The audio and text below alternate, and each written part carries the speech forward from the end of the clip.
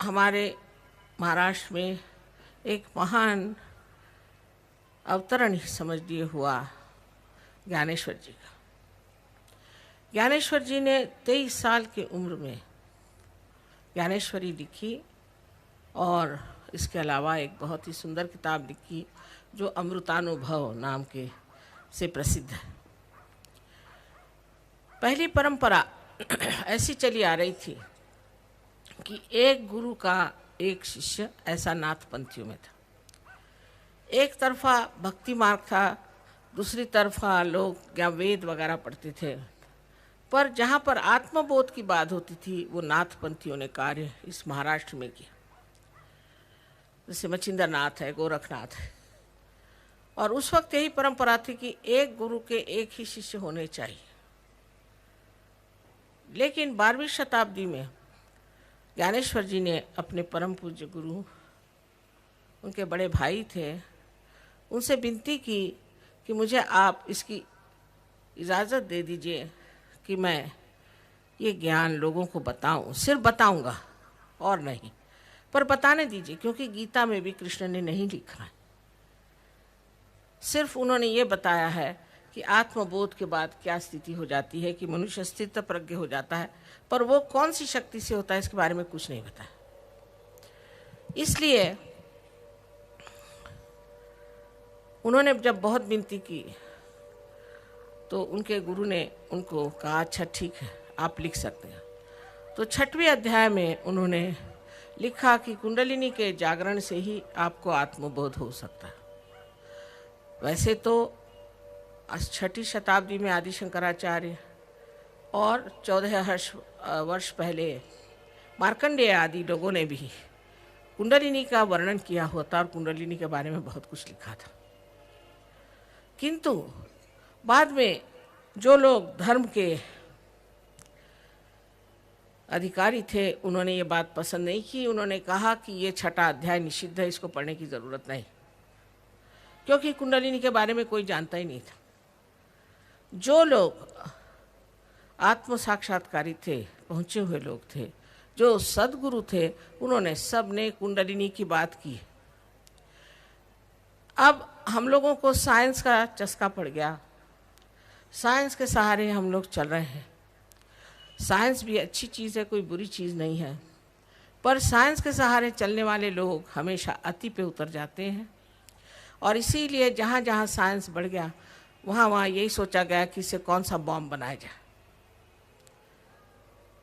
कोई सी भी ऐसी अतिक्रम करने वाली क्रियाएं अगर घटित होती हैं तो सोच लेना चाहिए कि इसमें संतुलन नहीं, क्योंकि अतिक्रमण हो गया। इसलिए आज सारे संसार में एक प्रश्न खड़ा हुआ है कि आखिर हम लोग इस संसार में आए क्यों और किस लिए हमें ये मनुष्य जन्म मिला। इसका भी कोई अर्थ होता है कि बस हम मनुष्य हैं और इसके बाद कुछ भी नहीं आगे।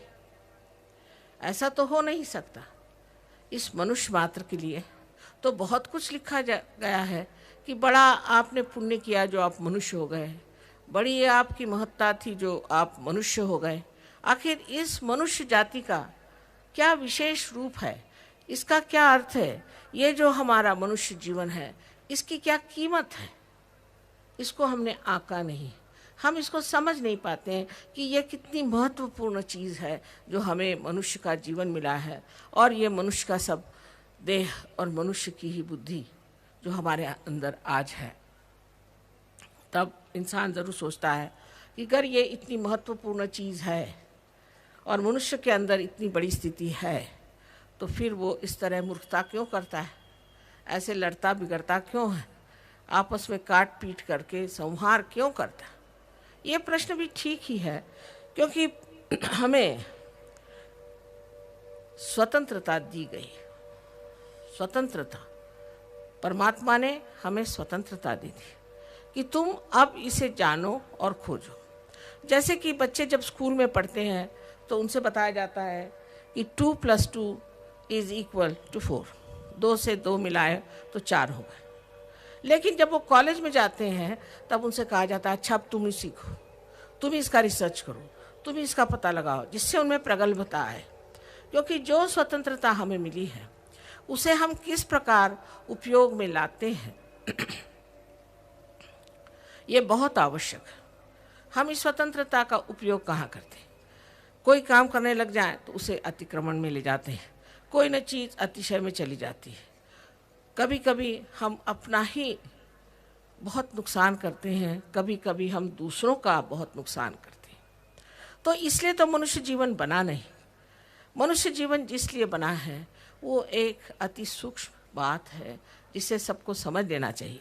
अगर हम बात कह रहे हैं जो भी उस पर शंका आपको हो तो ठीक है, किंतु एक सोच लेना चाहिए कि जैसे साइंस में एक हाइपोथेसिस, एक धारणा दी जाती है, उसको फिर देखा जाता है कि ये ठीक है या नहीं, उस पर प्रयोग करके देखा जाता है कि ये ठीक है कि नहीं।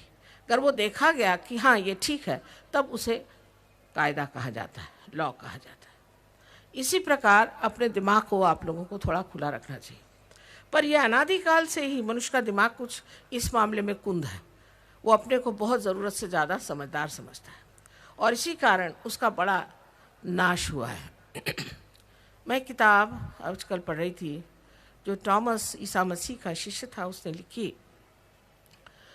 और उसने एक बड़े भारी बर्तन में बंद करके, सील करके, और इजिप्ट में, हिंदुस्तान में आते वक्त गाड़ दिया। वो अब करीबन 50 साल पहले खोला गया और उसमें देखा गया कि क्या बातें लिखी गई हैं। उसने कहा कि ये बातें ग्नोस्टिक्स की हैं। ग्न शब्द जो है हम जानते हैं संस्कृत में या हिंदी में, मतलब ज्ञान। ज्ञान जो कि किताबों से नहीं मिलता, लेकिन जो अनुभव से मिलता है, जो अनुभव सिद्ध है, जो प्रमाण सिद्ध है, वो ज्ञान, इसकी बात उन्होंने की। किंतु उन्होंने गाड़ क्यों दिया? सोचने की बात है कि ऐसी सुंदर किताब उन्होंने गाड़ क्यों दी। क्योंकि उस वक्त के जो लोग धर्म के शासक थे, उन्होंने ये कहा कि ये लोग तो झूठे हैं, इनके पास कोई नॉलेज नहीं है और कुछ भी नहीं है, और ये सब झूठी बात कर रहे हैं। और इस तरह से उनको सताया गया, और जैसे अंग्रेजी में उसे कहते हैं हेरेटिक्स। उनको कहा कि ये हेरेटिक्स है और ब्लास्फेमी है, यानी परमात्मा का इसमें बदनामी है, और इस तरह से बातें करके, और उन्होंने वो किताबें बिल्कुल पढ़ने से, सुनने से सबको मनाही कर दी। इसलिए टॉमस ने वो सब किताबों को लेकर के और गाड़ दिया। आज वो किताबें मिली हैं, उपलब्ध हैं, और उस किताबों से आप जान सकते हैं कि सहयोग की बात ही उन्होंने करी है। सारी बात सहयोग की करी है, और सहयोग जो है हमारे देश में अनादिकाल से ही चला है। नानक साहब ने कहा है सहज समाधि लागू। कौन ऐसा संत हो गया जिसने सहज की बात नहीं की? लाओ त्से को देखिए तो वही बात करता है, सोक्रेटिस को देखिए तो वही बात करता है, पर हम लोगों ने जैसे अपनी आंखें बंद ही कर ली है। इसीलिए कबीर ने कहा है कैसे समझाऊं सब जगंदा। अब हमारे अंदर ये कल युग की जो प्रक्रिया है बहुत ज़बरदस्त वर्तमान में चल रही है, और ये प्रक्रिया इस तरह की है कि न जाने कितने तरह तरह के रोग, बीमारियां उत्पन्न हो गई। ऐसी ऐसी बीमारियां उत्पन्न हुई हैं कि जिसका कोई अर्थ नहीं निकलता। हम लोग पहले सोचते थे कि जो आदमी बहुत कार्यशील है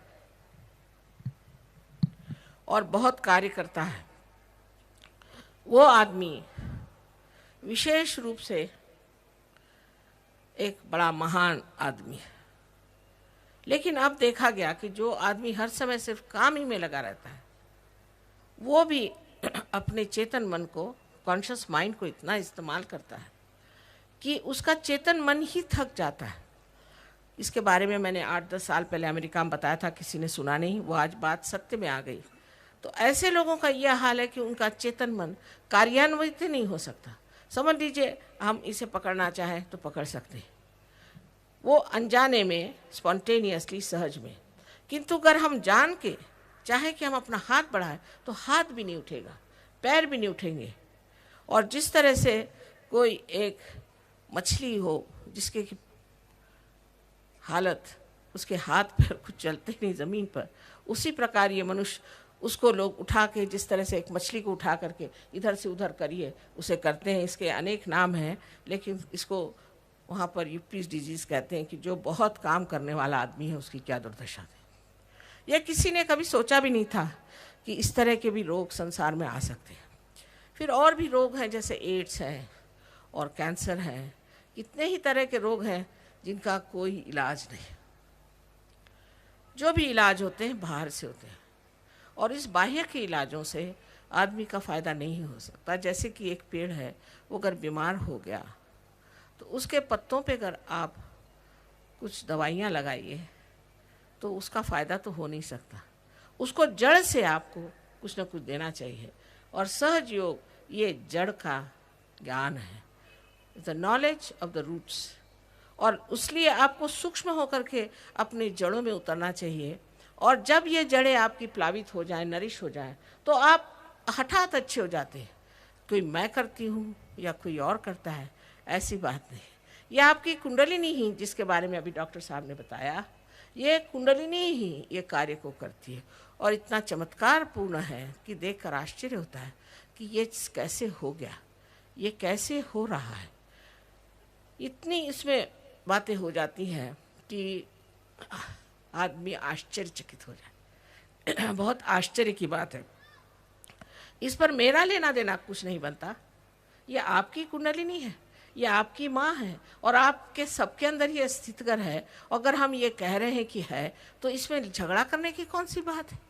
अगर ये आपके अंदर धन है तो इसे प्राप्त करें और इसका उपयोग करें, इसको इस्तेमाल करें अपने अंदर। इतना ही नहीं, पर दूसरों का भी आप लाभ कर सकते हैं। मैं कल आप लोगों को इसके बारे में बताऊंगी कि आत्मा क्या चीज़ है, क्योंकि आज तक आत्मा के बारे में कोई किसी को बता नहीं पाया। कौन बता सकता है? कोई सुनने वाला तो हो। कृष्ण ने भी एक अर्जुन को, वो भी युद्ध के मैदान में बताया, कि जिससे और कोई न सुन सके।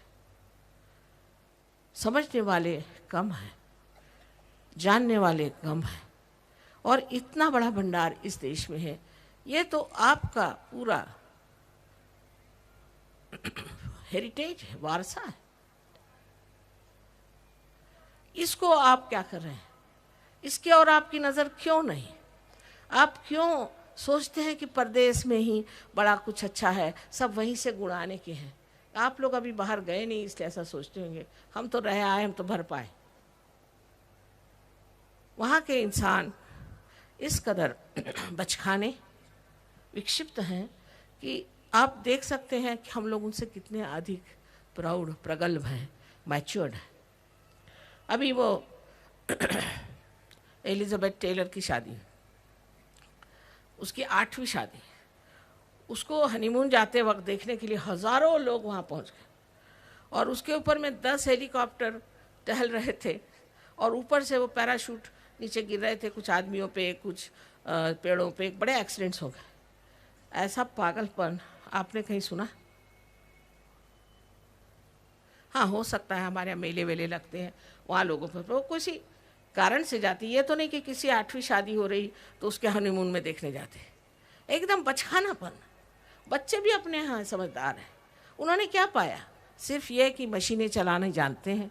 इसका ये तो मतलब नहीं कि वो प्रगतिशील है। एक प्रगति बाह्य को होती है और एक प्रगति अंदर होती है। अपने देश में इसकी प्रगति अंदर हुई है और बहुत कुछ हो चुकी है, लेकिन हम लोग इस कदर अभिभूत हैं और बाहर की चीज़ों से, बाहर के विचारों से, बाहर के कामों से, कि हम अपनी चीज़ को पहचानना नहीं चाहते। अभी डॉक्टर साहब ने जैसे बताया, दिल्ली यूनिवर्सिटी ने 3 डॉक्टरों को एमडी की पदवी दी है उनके रिसर्च पे सहयोग के। और जब ये सिद्ध हो गया कि सहयोग से लोग बीमारी से ठीक हो जाते हैं और अनेक तरह की बीमारियां ठीक होती। पर केवल आप शरीर नहीं है, सिर्फ शरीर के लिए कार्य करना कोई बड़ी भारी बात नहीं, शरीर तो ठीक हो ही जाएगा, पर मन साफ हो जाता है। हमारे यहाँ इतना वैमनस्य है, सारा जो कोई भी प्रश्न है वैमनस्य का, कि एक दूसरे की गर्दन खींचो, एक दूसरे को नीचे गिराओ, वो क्यों ऊपर जा रहा है, ये वैमनस्य ही खत्म हो जाता है। जिससे कि हमारे अंदर बड़ा ही, एक तरह से कहना चाहिए कि बड़ा हेल्दी एटमॉस्फेयर बहुत ही स्वच्छ वातावरण निर्माण हो जाता है और उस वातावरण में सब लोग पनप सकते हैं। पर एक दूसरों से वैमनस्य करना, ये अब हम लोगों की मानो जैसे कोई भारतीय संस्कृति की देन ही है कि हम एक दूसरों से वैमनस्य करें। उसी प्रकार हर तरह की असुरक्षितता होने की वजह से भी हम लोगों में भ्रष्टाचार बहुत बढ़ गया। भ्रष्टाचार इतना ज़्यादा कि बाहर से आने के बाद ऐसा लगता है कि जैसे जी घुट रहा। ये सारा भ्रष्टाचार आने की बात भी है क्योंकि हम असुरक्षित हैं। असुरक्षितता जाने के बाद ही हमारे लक्ष्मी तत्व की जागृति हो सकती है। हम भी लक्ष्मी तत्व से पूरी तरह से प्लावित हो सकते हैं। आपको हैरानी होगी कि जो जो लोग सहयोग में आए, अब इंग्लैंड में इस कदर बेकारी है कि उसका कोई अंदाज़ नहीं लगा सकते, लेकिन जितने सहयोगी हैं उनमें से एक भी बेकार नहीं। सबको कुछ न कुछ नौकरी, काम, धंधा, सबको कुछ न कुछ मार्ग मिल गए हैं और सब बहुत अच्छे से रह रहे हैं। ये कैसे होता है? ये लक्ष्मी तत्व हमारे अंदर है, वो कैसे जागृत होता है? आदि चीज़ें आप जब सेंटर पे आएंगे तब हमारी बहुत सारी टेप्स है, उस पर सुनिए। पर हम तो मानते ही नहीं कि कोई लक्ष्मी जी भी हैं, हम तो मानते ही नहीं कि कोई गणेश जी भी हैं, हम किसी चीज़ को मानते ही नहीं। ऐसे हम बड़े विद्वान हो गए। परदेश में ऐसी बात नहीं है। मैं रशिया गई थी, आपको हैरानी होगी, पहले ही दिन वहाँ पर हज़ारों लोग, 16,000 से कम कभी कोई आदमी आए नहीं, और 16,000 तो हॉल के अंदर और बाकी के बाहर। इस कदर श्रद्धा से, इस कदर समझदारी से इन लोगों ने ये कैसे जाना कि हमें इस मनुष्य जीवन से किसी ऊंचे जीवन पे उठना है। उसकी वजह मैं सोचती ये है कि उनको दुनिया भर की ये चीज़ नहीं थी कि ये चीज़ है तो ये पसंद है तो वो चीज़ पसंद है, जो है सो है। इसलिए एक तरह से जो जड़वाद है, मटेरियलिज्म है, वो उनमें बहुत कम है। अधिकतर 70% लोग जो हैं बड़े पढ़े लिखे विद्वान लोग हैं, बड़े बड़े साइंटिस्ट हैं, वो सब यही कहते हैं कि माँ हमें साइंस की बात मत बताओ, हमें अब आप आत्मा की बात बताओ। हम तो आपसे आत्मा की बात सुनने आए। बड़ी आश्चर्य की बात है कि अपने देश के साइंटिस्ट जो हैं वो इस चीज़ को सुनने के लिए तैयार ही नहीं। ये कहाँ के साइंटिस्ट हैं? इन्होंने कौन सा बड़ा भारी साइंस में खोज लगा ली है? पर हमने देखे हैं जो बड़े बड़े साइंटिस्ट लोग बाहर हैं, वो लोग सहयोग के बारे में जानना चाहते हैं और जानना चाहते हैं अधिक और अधिक, और सोचना चाहते हैं। पर अपने देश में जो है, आप न जाने क्यों हम लोग इस तरह से उद्दाम हो गए हैं कि हम परमात्मा को भी नहीं मानते। अरे परमात्मा के बगैर कुछ हो सकता था? देखिए सृष्टि कितनी सुंदर है। ये फूलों को देखिए, ये कैसे छोटे छोटे बीजों से कितने सुंदर फूल आ गए, ये कैसे आए? ये पेड़ों को देखिए कि ये कैसे एक ही एक, जिसकी जो हाइट है, जिसकी जो ऊंचाई है, उसी ऊंचाई पे रहता है। उसको ये नहीं कि आप गुलाब का फूल, गुलाब का पेड़ बहुत ऊंचा हो जाए। ये कौन करता है? इसके बारे में पातंजल ने कहा है कि ये ऋतम भरा प्रज्ञा करती है। ये ऋतम भरा प्रज्ञा, ये प्रज्ञा, ये शक्ति चारों तरफ फैली हुई है, जिसे हमारे यहाँ परम चैतन्य कहते हैं, और इसको कुरान में रूह कहते हैं। बाइबल में इसे all pervading power of God's love कहते हैं। पर सब लोगों ने भगवान के नाम से दुकानें खोल दी, भगवान के नाम से उन्होंने इतने गंदे काम किए हुए हैं कि कोई विश्वास ही नहीं कर सकता कि भगवान हो भी सकता है। इस पर यही कहना चाहिए कि जो बहुत पवित्र चीज़ है उसी को लोग इस्तेमाल करते हैं कभी कभी अपनी अपवित्रता छिपाने के लिए। पर जो पवित्र है वो पवित्र है, जो अटल है वो अटल है, और जो सत्य है वो सत्य है। और ये आपका धरोहर, आपका हेरिटेज आपके साथ इस देश में इतने कालों से, अनादि काल से विराजमान है। इस तरफ थोड़ी नज़र आप लोग करें तो बहुत कुछ लाभ हो सकता है और बहुत कुछ इससे आराम भी हो सकता है। आपको मेरा अनंत आशीर्वाद है। कल आपको मैं आत्मा के बारे में बताऊंगी। आशा है आप और लोगों को, अपने मित्र मंडलियों को बुला लीजिए, क्योंकि मैं सिर्फ कल के दिन पूना में हूँ, और आशा है आप सब आत्म साक्षात्कार को प्राप्त करेंगे आज ही इस वक्त।